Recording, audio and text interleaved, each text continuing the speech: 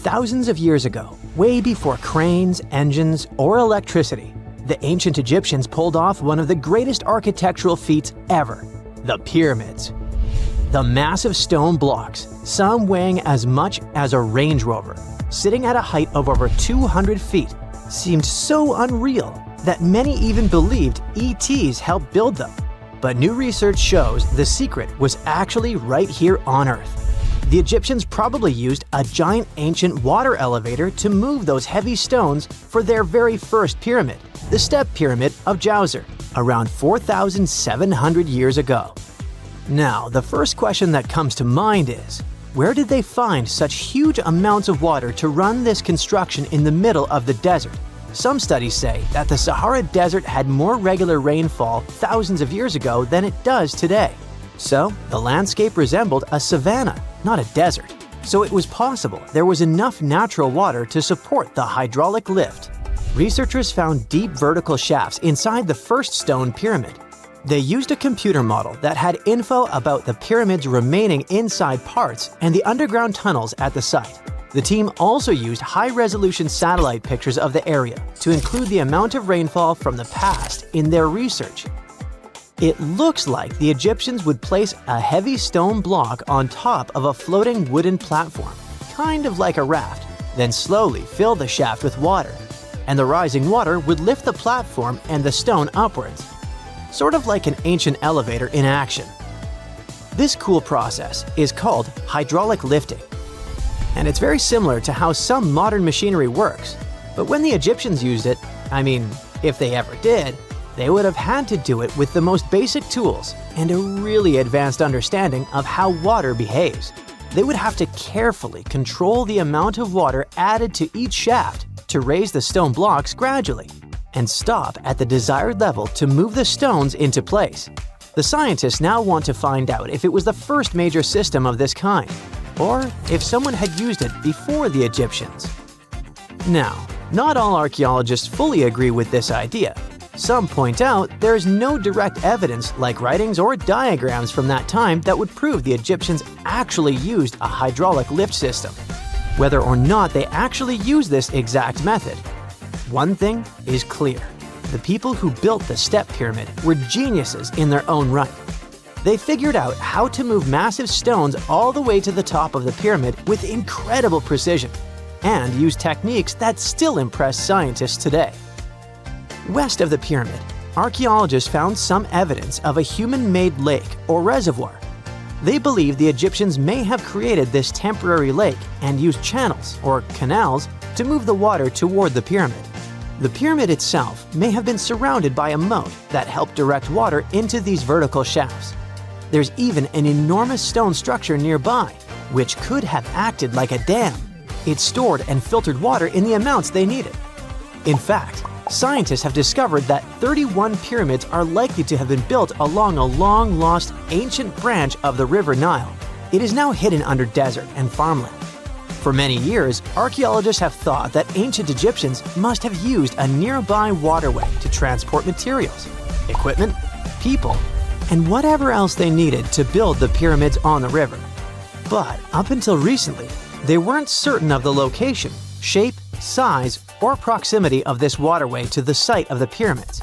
They used radar, satellite imagery, historical maps, geophysical surveys, and sediment coring to map the river branch. The scientists believe that a huge drought and sandstorms buried it thousands of years ago. They managed to go below the surface of the sand and get images of some hidden features, thanks to radar technology. The team found hidden rivers and ancient structures running at the foothills of where most of the ancient Egyptian pyramids lie. The discovery of this extinct river branch could explain why there are so many pyramids between Gaza and Licht in what is now an inhospitable area of the Saharan desert.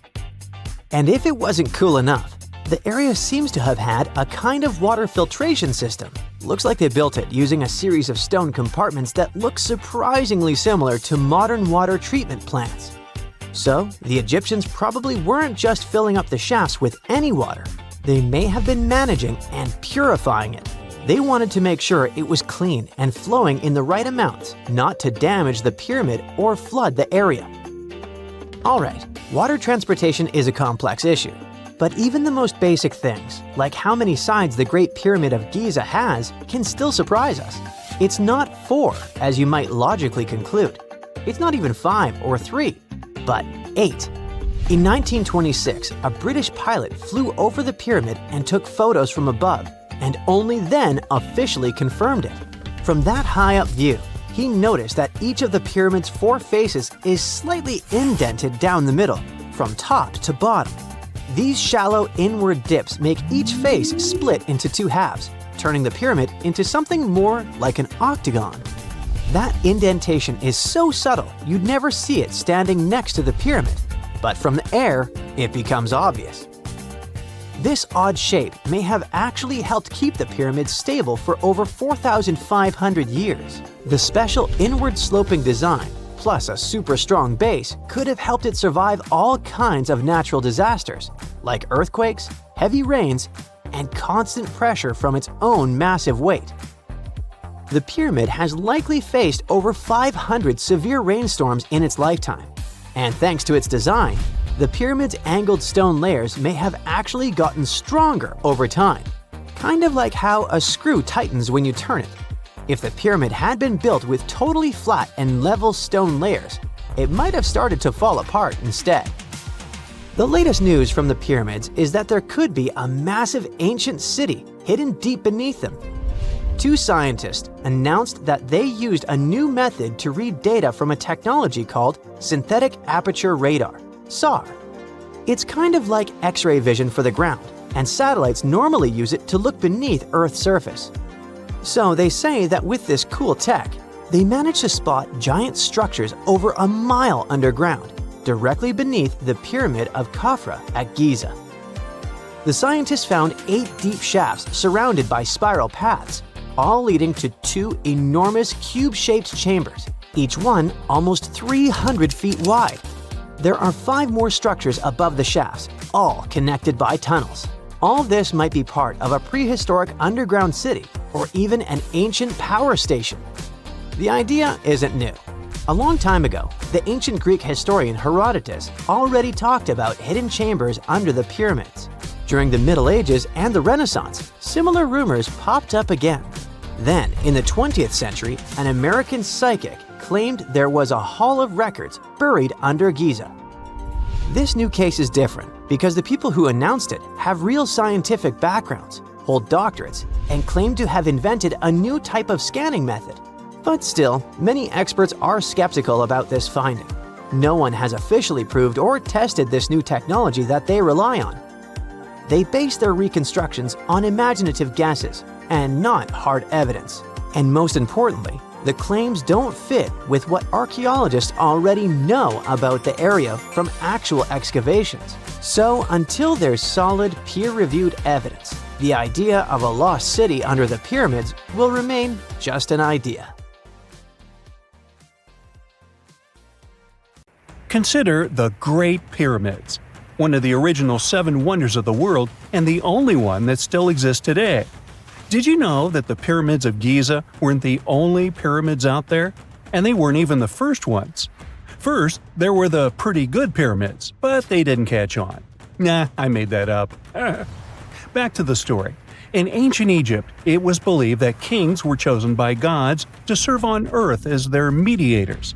In the afterlife, they were expected to become gods themselves. The pyramid complex was built to make sure that the king had everything they might need in the afterlife. The complex included the pyramid, a palace, and temples. The tomb in the pyramid, where the king was buried, was filled with many things they might need, like furniture, food, and gold vessels.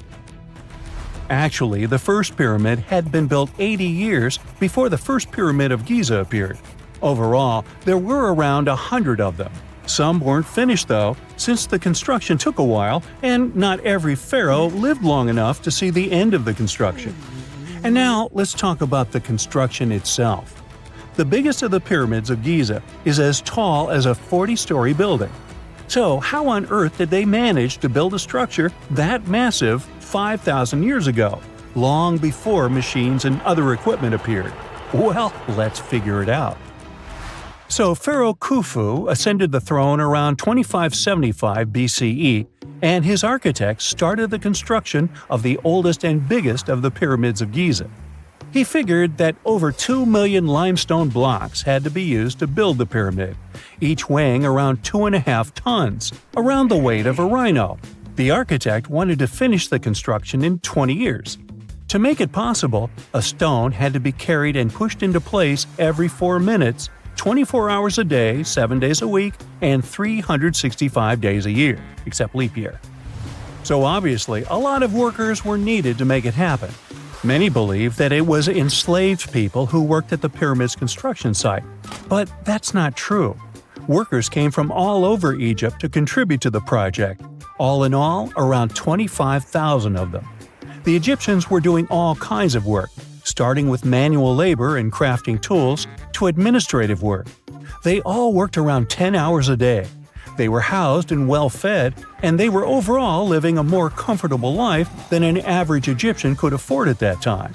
Supposedly, the builders lived in a nearby temporary city and were a highly organized community with a strong leader. The pyramids seemed to be designed to align with the points on a compass, and their sides symbolized the rays of the sun. But back at that time, there were no compasses.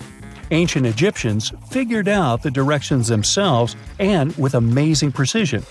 To align the pyramids, they used 2 constellations.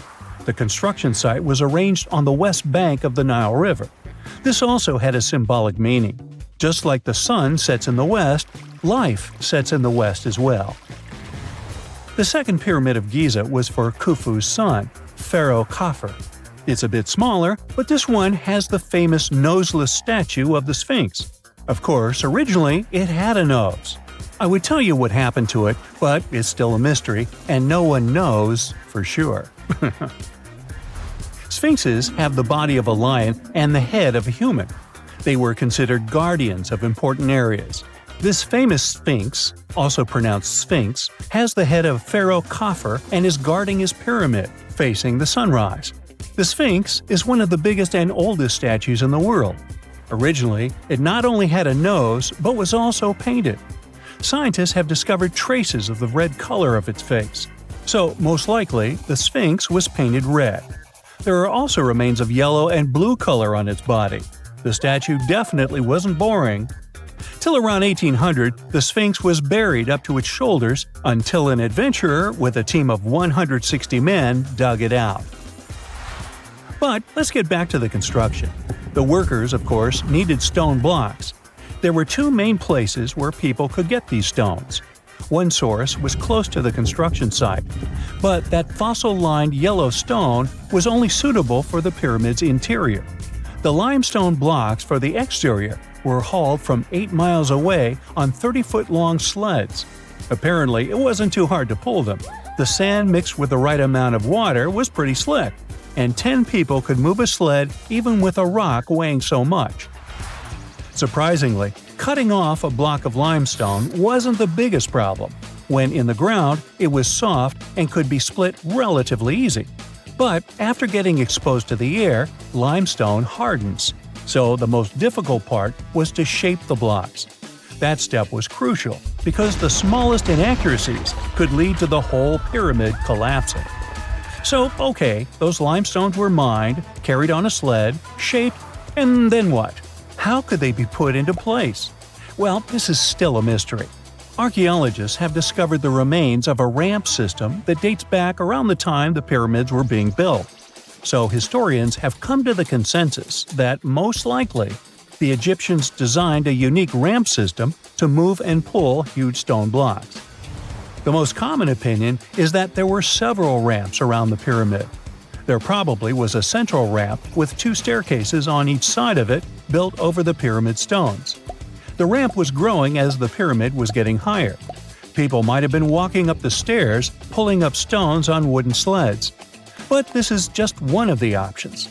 Other experts say that the ramps were around the pyramid, and some say that the ramps were inside the pyramid. Maybe we will never know for sure, and it'll forever remain a mystery.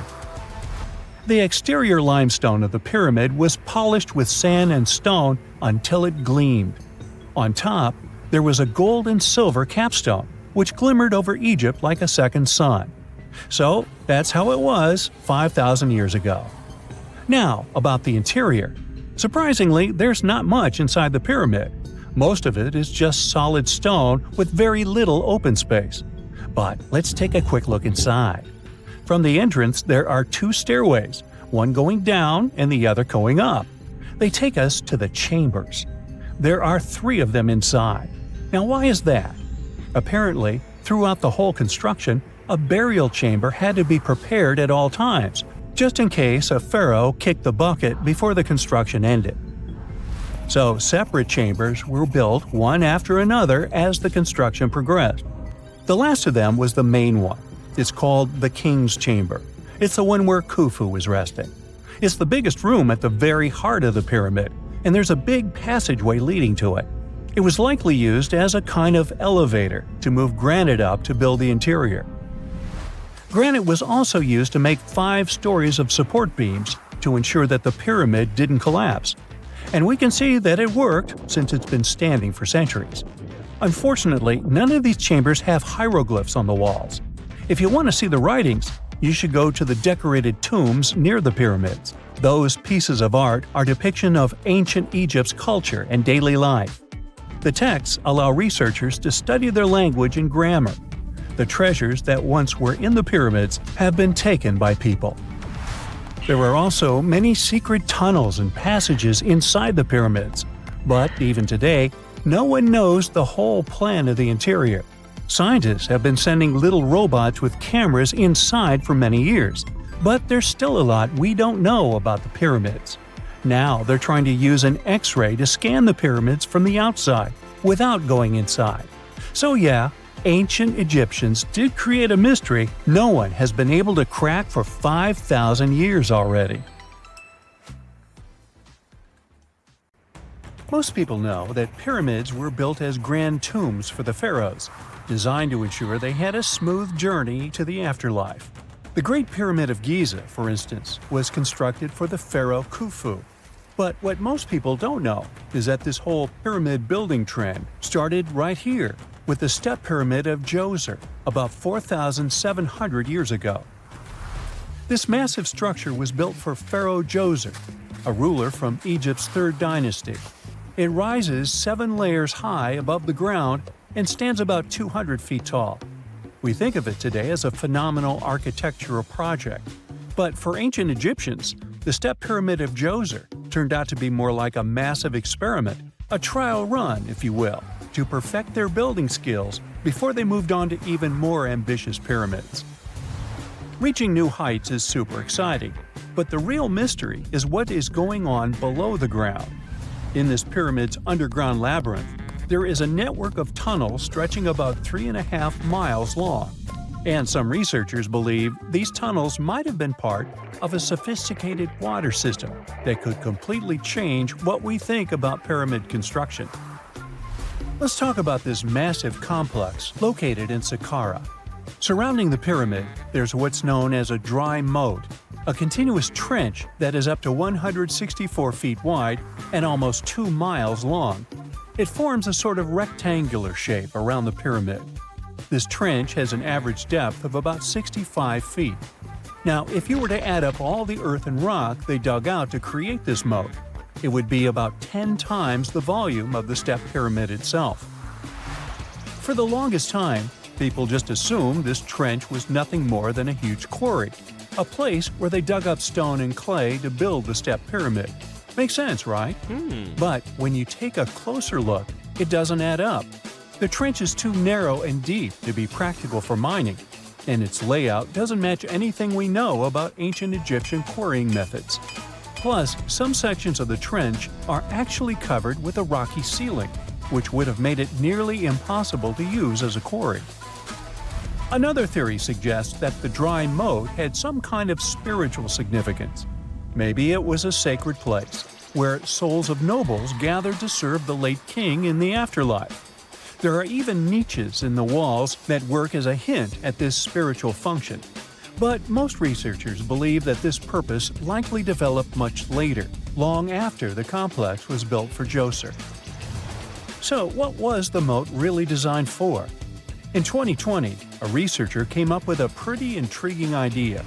It is possible that this trench was actually designed to collect and manage water, especially after heavy rainfalls. Now, that makes sense when you consider the location. The moat sits in an area that could easily have been flooded by runoff water from nearby plains. This could also explain why the trench wasn't used for new graves until much later when the climate became drier and less prone to flooding. The story becomes even more intriguing, as this trench appears to be part of a larger, more complex hydraulic system within the Djoser complex. It is like the trench has several compartments, carefully carved out of the rock and connected by tunnels. These compartments likely served as a part of a water treatment system, where water would flow from one compartment to the next, getting cleaner as it moved along. Now, here is where things start to tie into the pyramid itself. The Djoser complex has a series of underground shafts, and some researchers think that water from the moat's deep trench might have been used to power a hydraulic lift system, and this giant water-powered elevator could have been used to raise the heavy stones needed to build the pyramid. It worked like a volcano, but instead of lava, water did the heavy lifting. Imagine a big deep hole in the ground at the center of the pyramid site. Inside this hole, there was a huge wooden platform, kind of like a giant raft that could move up and down. When the workers wanted to lift a heavy stone, they would fill the hole with water. As the water rose, the wooden platform started to float up, carrying the stone with it, almost like a giant water-powered elevator. When the stone reached the right height, the workers slid it off the platform and onto the pyramid. The idea is that water from the deep trench, after being cleaned and filtered, would flow into these shafts. A massive float, possibly made of wood, would then rise as the water filled the shaft, lifting the stones up to where they were needed for construction. Once the stone was in place, they'd let the water out, lowering the platform back down to the bottom, ready to lift the next stone. This fancy hydraulic lift system could have been a game changer, making the whole building process a lot faster and more efficient without using a lot of workforce. It is like the ancient Egyptians were already embracing the whole idea of work smarter, not harder. But of course, not everyone is on board with this theory. Some experts argue that the area where the step pyramid of Djoser was built couldn't have held enough water from occasional rains to maintain such a fancy hydraulic system. The main theory suggests that, in the past, there might have been some kind of lake nearby that would have filled up after a period of rain, and this lake could have supplied water to the complex's hydraulic system. But there is no mention of such a lake in any ancient Egyptian writings, so it might be more of a what-if situation than a reality. And then there's the issue of the hard work itself. Remember when I said this method could have allowed the ancient builders to raise stones with far less effort? Well, that might not be entirely true. According to some experts, just building this hydraulic device would have required a lot more heavy work than simply moving the stone blocks using good old-fashioned manpower. And let's not forget, the step pyramid of Djoser is like a baby pyramid compared to those that came later. The stones used for Djoser's pyramid weighed, on average, about 660 pounds each, which is nothing compared to the more than 2.5-ton blocks used later for the pyramid of Chephren. If this cool water lift theory gets completely ruled out, we still need to explain how this pyramid was built in the first place. To answer that, we need to rewind a bit and talk about the original plans. See, before Djoser's tomb became a pyramid, the idea was to construct a simple mastaba. This type of tomb was pretty common in earlier periods, a flat-roofed, rectangular structure with sloping sides. But after the original mastaba was finished, they decided to expand it a bit by adding more layers on top. And then they added even more layers, until the construction reached 6 distinctive steps, each one smaller than the previous. And they probably did all this by raising those heavy stones using ramps, not a water-powered elevator. There is still so much we don't know about the step pyramid of Djoser. More research is definitely needed to fully understand how this system worked, or if it even existed at all. But the idea of using water to help build the pyramid adds a whole new layer to our understanding of ancient Egyptian engineering. It's a powerful reminder of just how clever and resourceful those builders were, using the natural landscape and the power of water to create one of the most iconic monuments in history. If there's a question that still baffles archaeologists to this day, it's this one. How did the ancient Egyptians build those magnificent pyramids? As far as we know today, their resources were quite limited, especially in terms of tools and building materials. We still don't have a fully satisfying answer, but hey, we've got some pretty amazing theories worth considering. The leading contender among these theories involves the clever Egyptians employing a sneaky strategy. Now picture this. They constructed a slanted and curving mound made of bricks, earth, and sand encircling the pyramid to be. As the pyramid grew taller and taller, they simply increased the height and length of this wacky structure. It's like they were playing an ancient game of Jenga. Now, how did they get those massive stone blocks up there? Well, according to the legendary ancient Greek historian Herodotus, they used sleds, rollers, and levers. It sounds like they turned construction into a supersized game of tug-of-war. And guess what? Herodotus also claimed that the Great Pyramid, the one from Giza, the granddaddy of them all, took a whopping 20 years to build. There's more. Herodotus also dropped a mind-boggling number on us. 100,000 men were supposedly involved in this pyramid extravaganza. Did they hire the entire Egyptian population? Well, it might not be as far-fetched as it sounds. These men were probably mostly farmers, so they probably focused on the pyramids when there wasn't much work to be done in the fields. Like during the flood season of the Nile River. Obviously, specialists in the archaeological community had something to add to this theory. By the late 20th century, they discovered some evidence that suggests the workforce might have been smaller and more permanent than previously thought. Instead of a massive army of 100,000 pyramid builders, they proposed that a modest crew of around 20,000 workers, accompanied by support personnel like bakers, physicians, and even spiritual leaders, could have gotten the job done. There was also this theory that claimed that the pyramids were actually built from the top downward. It suggested that these colossal structures were nothing more than isolated hills used as quarries.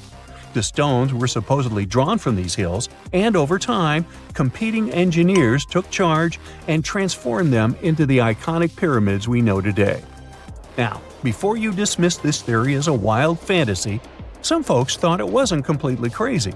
After all, there are instances where isolated hills exist, so maybe this theory had a tiny glimmer of truth. Whether it involved ramp building or ingenious work schedules, one thing is clear. Those pyramids have definitely left their mark on history and on our imaginations. Now, speaking of ancient Egyptian mysteries, there's this gigantic unfinished obelisk sitting in ancient Egypt, and scientists are trying to figure out how it was shaped. Now, some people suggest that our industrious ancestors used handheld pounders to get the job done. One expert has a different take on the matter, though.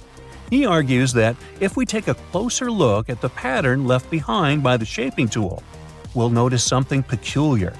The walls of the trenches surrounding the obelisk display a neat and even pattern, which is pretty unlikely if they were pounded away by mere mortal hands. According to this expert, those horizontal striations are usually the result of a tool that takes breaks while removing material, leaving its mark on the surface. But wait, there's more. Imagine the tool being rocked back and forth against the trench walls, clearing away the waste to keep the trench from narrowing. Well, in that case, the tool might have left some funky horizontal striations where it was pressed against the sidewall. This sounds like some fancy technology at play, don't you think? And guess what? The dynastic Egyptians probably didn't have access to that kind of know-how. Another famous Egyptologist from way back also uncovered a bunch of core drills during his adventures. Although the actual drill bits are missing, his collection houses these particular core remnants made of limestone, alabaster, and even granite. These constructions aren't the only amazing thing the ancient Egyptians left behind, though. As it turns out, the Egyptians were the genius minds behind the creation of the handheld mirror. Yeah, that little mirror you use every day to check yourself out. But here's the twist. These mirrors are like pieces of art. They were decorated with inscriptions and figures. But that's not all. The Egyptians had a serious concern with their appearance. They knew the importance of personal hygiene and looking fabulous. So, in their quest for pearly whites, they invented toothbrushes and toothpaste. Dental problems were pretty common back then, and their smiles weren't exactly all white. Dentistry wasn't their strongest suit, you see. Maybe their minds were distracted by all that pyramid building. So that doesn't mean those ancient toothpaste recipes weren't amazing. One delightful concoction included rock salt, mint, dried iris petals, and pepper. Some brave dentists in the 21st century tried it out, and it worked pretty well. Ground-up ash was also used in another recipe to create a tooth cleansing paste. Mint was missing, so that didn't do much for their breath. That's when the genius Egyptians came up with the world's first breath mints. They made tablets from heated spices like cinnamon, and they mixed it with honey. Now, let's shift gears to home decor, Egyptian style. They surely took ornamentation to the next level. While the concept of decorating furniture started in Mesopotamia, the Egyptians cranked it up a notch. They went all out with different colors of ink and even developed various weights of paper. Oh, and let's not forget about those cute little area rugs we all have in our homes today. Guess who came up with the idea? Yep, the Egyptians. They used the versatile papyrus plant to make those cozy rugs. And speaking of trends, the Egyptians loved their knickknacks. They had an assortment of small figurines in the shapes of cats, dogs, and people. These statues were made from various materials, like simple sun-dried mud to the ultimate bling of gold. It all depended on how loaded you were. The Egyptians were also all about farming, and they knew that clean water was crucial for their crops and animals. That's why they came up with some nifty inventions and techniques to make sure their land was fertile and their plants were happy. First off, they had the genius idea of using ox-drawn plows. They had two types of plows, heavy and light. The heavy plow would strut its stuff, cutting deep furrows in the soil, while the lighter plow followed behind, fluffing up the earth. But they didn't stop there. After plowing, the Egyptians would break up clumps of soil and sow the rows with seeds. To give those seeds a good old squish into the furrows, they'd march their livestock across the field, effectively closing up the furrows. But hey, all that hard work would be pointless if their seeds were as dry as the Sahara. That's where irrigation comes into play. The Egyptians were so good at it that other cultures, like the Greeks and Romans, couldn't help but copy their techniques. Now let's switch gears and talk about the marvelous architecture of ancient Egypt. These folks weren't just skilled farmers, they were also architectural maestros. They built these fancy canals to carry water to farms and villages, and boy, did they know how to make those canals look pretty. Just imagine strolling along a canal lined with ornate structures. The pharaoh Ramesses the Great was quite the overachiever when it came to construction.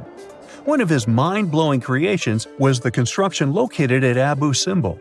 This building was designed so that twice a year, the sun would shine directly into it and illuminate the statues of Ramesses. And let's not forget about the corbelled arch. Without this architectural gem, we'd be missing out on some mind-boggling structures like the Great Pyramid. The Egyptians knew how to make things stand tall and proud, thanks to their engineering and construction wizardry. They built grand halls and inner sanctums that make your jaw drop. And some of these temples doubled as astronomical observatories. Something strange is happening in Egypt's desert. Giant, mysterious green circles are popping up everywhere, hundreds of them. And then you've got dozens of canals and roads connecting into something that looks like a river.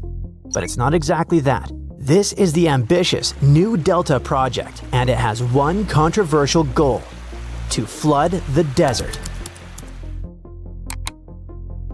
It's easy to see why. More than 90% of Egypt is desert, miles and miles of sand dunes and dry land under scorching heat. Almost nothing can grow there. So today there are basically only two areas where Egypt can grow large amounts of food: the Nile Valley and the Nile Delta. Together they cover only about 5% of the country's land. but their crops feed about 99% of Egyptians, and that's becoming a real problem because Egypt's population keeps growing. By 2050, estimates say their population will grow by about 40 million people, reaching nearly 160 million. The Nile Valley and the Nile Delta just won't be enough to handle that kind of demand. See the problem here, right? The population is growing, people need more food. But most of the country is desert, and there's not much room for new farms. So what can they do? The easy solution is the same one you use when your fridge is empty. You order in. Egypt does that too. They buy huge amounts of food from other countries. But importing food is expensive and time-consuming. So they need to create more space for farms. And they need it fast. That's where the New Delta project comes in. This is a massive agricultural plan meant to turn parts of the desert into green fields. The idea is to move water and farming west of the Nile, and if it works, it could expand Egypt's farmland by about 15%. Sounds great on paper, right? But in reality, this plan comes with a lot of controversy.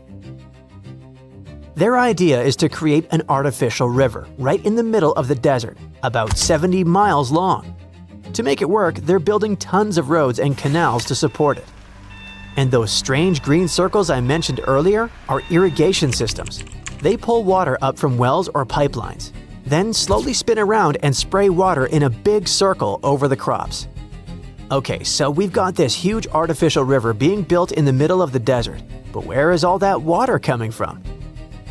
Well, it comes from three main sources. The first, and by far the biggest, is treated wastewater. They take used water, the kind that goes down sinks and toilets in our homes, for example, and clean it up so it can be used safely again. To do that, they had to build a modern treatment plant in El Hammam, a town in Egypt's northern coast west of Alexandria. Its construction was completed in 2023, and it's absolutely massive. It's so big that it now holds the world record as the largest wastewater treatment plant in the world. It cleans an enormous amount of water every day, enough to fill about 3,000 Olympic-sized swimming pools, and most of that water goes straight to farming. The second source of water comes from the Nile. Basically, they're taking water from Egypt's most famous river, sending it through massive canals and pushing it deep into the desert, into this new, man-made river. Finally, the third source is deep fossil groundwater. In other words, it's water from way under the desert. Down there is something called the Nubian Sandstone Aquifer, basically a huge underground reserve of water that's been trapped for thousands of years. And this is where the controversy starts. It's true that there's a lot of water under the Western Desert, but it's limited.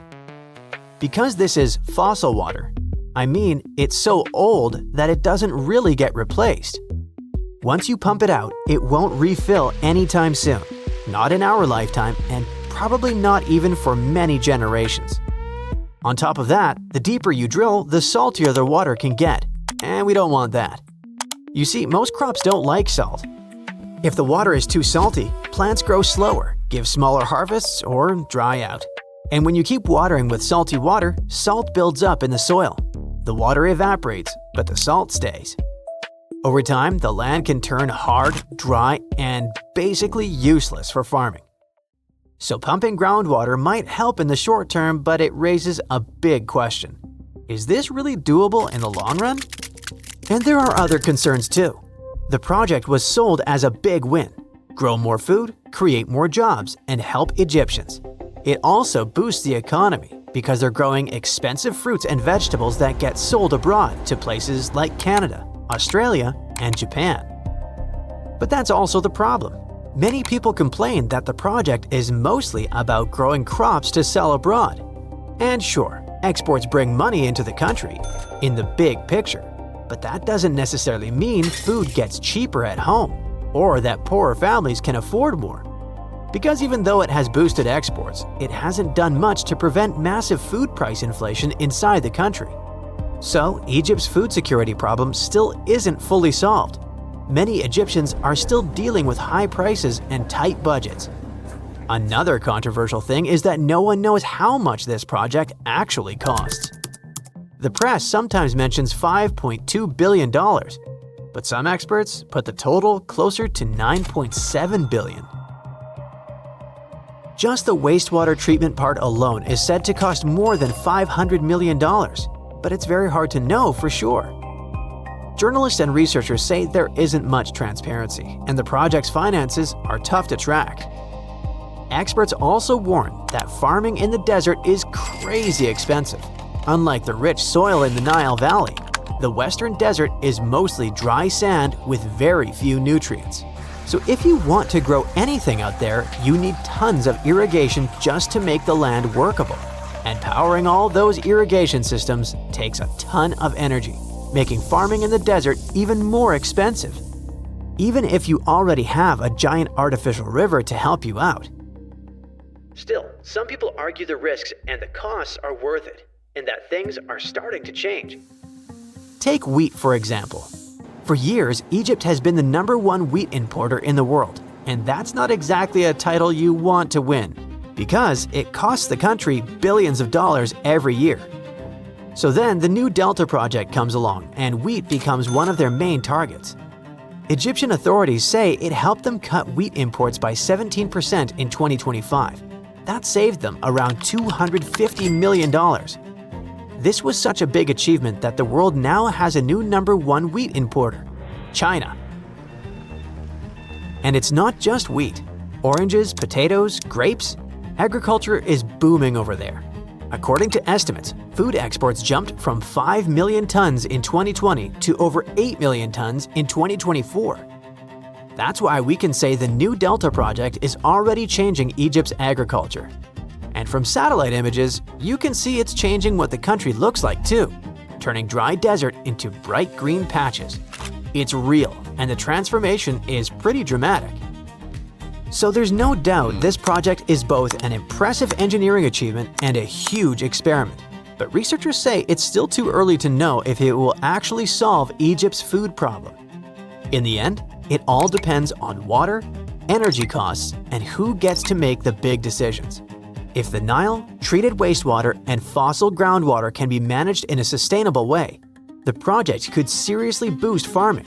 And if not, it could drain precious water, make the gap between rich and poor even bigger, and leave behind an expensive footprint on the desert. Archaeologists were looking for the long-lost tomb of Cleopatra when they found something that seemed too good to be real. Roughly 43 feet underground beneath a ruined Egyptian temple, there was a perfectly straight tunnel, carved through solid sandstone. The tunnel is over 4,200 feet long, and so precise that experts called it a geometric miracle.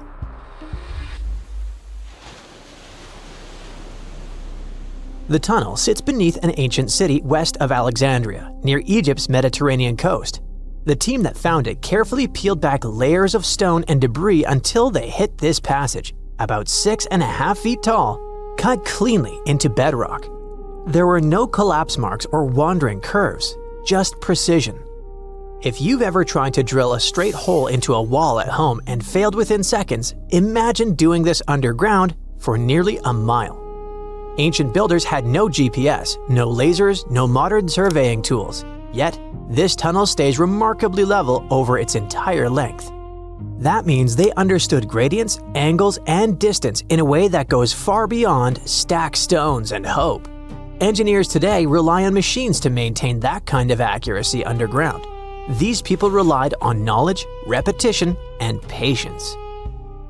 Parts of the tunnel now sit underwater or collapsed, probably after several earthquakes that struck the region centuries ago.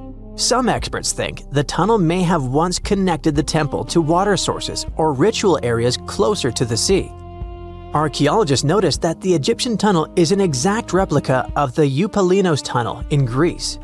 It's believed to be one of the most important engineering achievements of antiquity, which only makes the Egyptian tunnel more special. Underground passages in ancient Greece linked temples to sacred springs. Back in ancient times, people moved through space in specific ways, underground and above, to reenact myths and journeys of gods. A tunnel like this could represent a path to the underworld, rebirth, or divine transition. Nobody would invest this much effort in construction just for decoration. Plus, in earlier digs at the site, archaeologists pulled up all kinds of artifacts, including coins with the names and faces of Cleopatra VII and Alexander the Great. They also found figurines, statues of deities, a mummy with a gold tongue, and even an entire cemetery packed with Greco-Roman style mummies. The perfect geometric tunnel isn't an isolated flex. Not far away, underwater archaeologists off the coast of Alexandria uncovered something that sounds like it belongs in a royal travel documentary. A 2,000-year-old pleasure boat that once glided along the Nile. And this wasn't just another fishing vessel or cargo barge. It likely stretched over 115 feet long and 23 feet wide, and had a decorated cabin, plus around 20 rowers, which turned the river into a moving palace. This isn't speculation pulled out of thin air. An ancient Greek geographer named Strabo wrote about these exact boats around the 1st century BCE. He described lavish vessels used by royalty during festivals and ceremonial outings in Alexandria. For years, historians treated that as a poetic exaggeration. Then, this wreck surfaced, and suddenly, Strabo sounded less like a storyteller and more like a witness. Even ancient art backs it up. The Palestrina mosaic from Italy shows richly decorated boats floating down the Nile. They match both the texts and the physical evidence almost perfectly. Inside the wreck, archaeologists found something small but incredibly human. Graffiti scratched into the wood in Greek. Just writing left behind by someone who stood on that deck 2,000 years ago. Researchers haven't fully decoded the text yet, but its existence alone matters. It tells us this wasn't just a floating symbol of power. People lived on it. It was sort of like a modern luxurious yacht, and the Nile was like a highway. All types of vessels with passengers were moving back and forth, visiting friends, carrying their goods for trade, doing business, and, of course, going on pleasure cruises. The location of the pleasure boat makes the story even better. The boat sat near the temple of Isis on Antirodos, an island that once hosted royal and religious buildings before earthquakes and rising seas erased it from the surface. That temple collapsed around 50 CE, and researchers believe the boat may have sunk during the same disaster. Another recent find that has to do with life on the Nile is the lower part of the massive worship complex about 10 miles southwest of Cairo. It connects directly to an upper temple dedicated to Ra, the Egyptian deity of the sun. The newly excavated part is a 4,500-year-old valley temple. The upper temple sits on higher ground, and archaeologists excavated it years ago. The valley temple is closer to the Nile, and it's connected to the upper part by a causeway. A German Egyptologist actually started excavating part of the temple back in 1901, but the groundwater sat much higher then, and he had to stop. Now, the groundwater level is lower, and a modern team has managed to excavate about half of the valley temple since 2024. Once they got in, archaeologists uncovered the remains of a columned entrance portico. Then they found blocks carved with a calendar of religious events, almost like an ancient public schedule. The text includes feasts for Sokar, a falcon-headed deity linked to Memphis, which was a major capital during the Old Kingdom, plus the festival of Min, a fertility deity, and even the procession of Ra. The calendar blocks all showed up around the entrance portico area, which most definitely means that the outside facade of the temple displayed this long feast calendar publicly. That's why archaeologists think this might be one of the earliest examples of a true public calendar ever found. A literal event list for an entire community, built into the architecture. On top of that, the team found dozens of decorated blocks covered in inscriptions that named a pharaoh who ruled around 2420 to 2389 BCE and had the temple built. This temple shows how people moved through ancient Egypt. Because the upper temple handled the main worship, but the valley temple made the whole place accessible. It acted like the landing area for boats coming in, either directly from the Nile or more likely from one of its side channels. So instead of hiking across desert terrain, visitors could arrive by water, step onto the temple's landing stage, enter through the valley temple, then head up the causeway ramp toward the upper temple on the hill. After about a century of use, researchers found that the Valley Temple had been repurposed into a residential area. And the best part is, what they found from that era: 2 wooden pieces used for playing Senet, an ancient board game. Senet shows up at other Egyptian sites too, including King Tutankhamun's tomb, but nobody fully agrees on the rules today. Some discoveries in Egypt create new mysteries instead of solving the old ones. Earlier in 2025, archaeologists announced the discovery of the first pharaoh's burial found in or near the Valley of Kings since King Tut's tomb in 1922. The newly found tomb of Thutmose II flooded almost immediately after burial. Ancient officials rushed in, removed the mummy and most of the grave goods, and hid them somewhere else. The weirdest part is that an alabaster ointment jar inside the tomb links the burial directly to Hatshepsut, Thutmose II's wife and half-sister. The inscription basically says she made this monument for him, which proves she arranged his burial. But it still doesn't explain why she placed him here and later chose the Valley of the Kings for herself. Now, archaeologists are studying a huge mound of rubble near the tomb, about 75 feet tall, and suspect it was built to hide something important. If a second tomb sits underneath, it could be complete and undisturbed.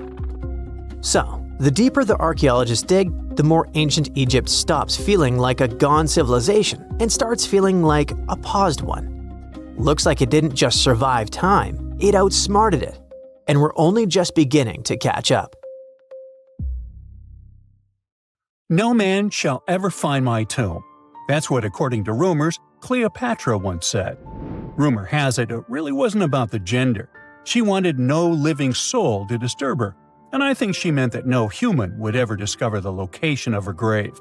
But, surprisingly, it was indeed a woman who was closer than anyone before to finally discovering the Queen's resting place. Meet Kathleen Martinez Berry, a criminal lawyer turned archaeologist. She got so intrigued with Cleopatra's story that she packed her bags and went to Egypt with no official support and even no permission from the authorities. All she had was pure determination to find the Queen's tomb. Now, you could say Kathleen had always been ahead of the game. She skipped grades in school, mastered piano, chess, swimming, and martial arts, and grew up listening to top intellectuals debating in her home. And she even got her law degree at just 19, and archaeology was her side passion. She had never actually been to Egypt, never dug up a single artifact. But her fascination with Cleopatra went all the way back to an argument with her father in 1990. That day, she walked into his library looking for a copy of Antony and Cleopatra by Shakespeare. Her dad, Fausto Martinez, a professor and legal expert, casually called Cleopatra a seductress. Kathleen wasn't having it. She fired back, arguing that history had been totally unfair to Cleopatra. The Romans, she said, wanted to destroy her reputation, and for centuries, people had just believed their version of the story. The debate went on for hours, and in the end, her father admitted maybe he had judged Cleopatra too harshly. That conversation changed everything for Kathleen. From that day on, she read every ancient text she could find, especially Plutarch's account of Cleopatra and Mark Antony. The more she learned, the more convinced she became that Cleopatra wasn't just some queen who fell for the wrong guy. She was a genius, playing a dangerous political game to keep Egypt independent. And the more she read, the more she started thinking, what if everyone had been looking for Cleopatra's tomb in the wrong place? That thought stuck with her. When she was caring for her second child, she earned a master's in archaeology. Multitasking. That reignited an obsession that would take over her life, uncovering the truth about Cleopatra. Even though most experts believe that Cleopatra's tomb, along with the final resting place of 13 other Ptolemaic rulers, lies somewhere beneath modern-day Alexandria, Dr. Martinez has a different idea. She believes Cleopatra was buried at Taposiris Magna, an ancient temple dedicated to Osiris, the Egyptian deity of the afterlife. But she still needed an ancient foundation plate. These plates, about the size of a smartphone, were placed beneath important temple structures and often contained inscriptions explaining when and why the temple was built. If she could find a plate that confirmed the temple was dedicated to Isis, Cleopatra's patron deity, She'd have solid proof that this was the right place to look. Nothing could deter Martinez. She excavated the entire temple site, digging deeper than anyone before her. Her team found coins with Cleopatra's name and face stamped on them. It meant Cleopatra had a direct connection to this site. Then, they uncovered something even more interesting: a tunnel used to bring water to people, leading straight from the temple into the Mediterranean Sea. So, if parts of the temple had already sunken into the water, could Cleopatra's tomb be down there too? Martinez needed proof to convince Egyptian authorities to let her search underwater. And, against all odds, she found the missing foundation plate. On it, the pharaoh offered a large area of Nubia to deity Isis. That was it, the confirmation she needed. The temple was indeed dedicated to Isis, proving her theory wasn't just speculation. If one temple was on land, Martinez suspected the second temple, possibly Cleopatra's tomb, had collapsed into the sea. She needed help from experts in underwater archaeology, so she reached out to Robert Ballard, the guy who discovered the Titanic. With support from the Egyptian authorities, she and her team began exploring the waters off the coast of Alexandria. And what they found was mind-blowing. Underwater, they discovered massive stone structures, some standing 6 to 10 feet tall, right where the coastline would have been thousands of years ago. They also found basalt blocks, the same material used in the statues from the first temple. That meant one thing: those weren't just random rocks. They were the remains of a lost city, buried beneath the sea for centuries. Now, we can only wait and see whether Martinez and her team will be able to unravel one of the greatest mysteries of the past left by the outstanding woman that was Cleopatra. Here's some backstory. After her father, Ptolemy VII, passed away, Egypt's throne went to both Ptolemy VIII and Cleopatra, or so it seemed. Cleopatra, just 18 at the time, allegedly married her 10-year-old brother. Yeah, ancient royalty had some different customs, though there's no solid proof of that. But sibling love didn't last long. Young Ptolemy decided he wanted all the power for himself and tried to push Cleopatra out. Forced to flee the country, she didn't just sit around feeling sorry for herself. She raised an army, ready to march back and take what was hers. That's how, at 21, she was already in the Sinai Desert, leading an army and planning her return to the throne. Now, by that time, Cleopatra had already been locked in a powerful political, and not only political, alliance with Julius Caesar. In June 47 BC, she gave birth to a son, Ptolemy Caesar, better known as Caesarion, who, many believe, was Caesar's child. But that didn't stop her from playing by Egyptian royal rules. And her husband number 2, her other brother, Ptolemy XIV. Yep, despite her ongoing affair with Caesar, Cleopatra married yet another sibling, because, in her world, keeping the throne in the family was the name of the game. Now, marriage aside, Cleopatra's bond with Caesar stayed strong. She even traveled to Rome with Ptolemy XIV for a state visit. But instead of playing the role of a dutiful queen, she stayed in Caesar's private villa by the Tiber River. But after Julius Caesar lost his life in 44 BCE on the Ides of March, Cleopatra's political standing became shaky. To make matters worse, her brother-husband Ptolemy XIV passed away soon after, and some suspect Cleopatra had a hand in it, leaving her as the sole ruler of Egypt. Meanwhile, back in Rome, Mark Antony was rising to power as Caesar's presumed successor. Wanting to size up the Queen of Egypt, he summoned Cleopatra, and she did not disappoint. Sailing into town on a lavish barge dressed as a deity, Cleopatra made quite an entrance. Antony was instantly mesmerized, so much so that he left his third wife back in Rome and followed Cleopatra to Alexandria, where their relationship turned into a full-blown royal affair. The two had 3 children together. Together, they waged war against Caesar's adopted son, Octavian, in a battle for control of the Roman Empire. The last time the queen was seen, she was in her mausoleum, dressed in full royal splendor, diadem on her head, lying on what Plutarch called a golden couch. When Antony and Cleopatra lost at Actium, Octavian's forces marched into Alexandria. Cleopatra apparently knew the end was near, so she locked herself inside her mausoleum, surrounded by gold, silver, pearls, and priceless art. Those were the treasures she threatened to burn rather than let the Romans take them. Antony, meanwhile, wasn't going to let the Romans capture him alive. He wounded himself with his own sword, but before he passed away, he was carried to Cleopatra's side. She held him as he took his last breath in her arms. A little over a week later, Cleopatra made her own choice. Rather than face humiliation as Octavia's prisoner, she ended her life.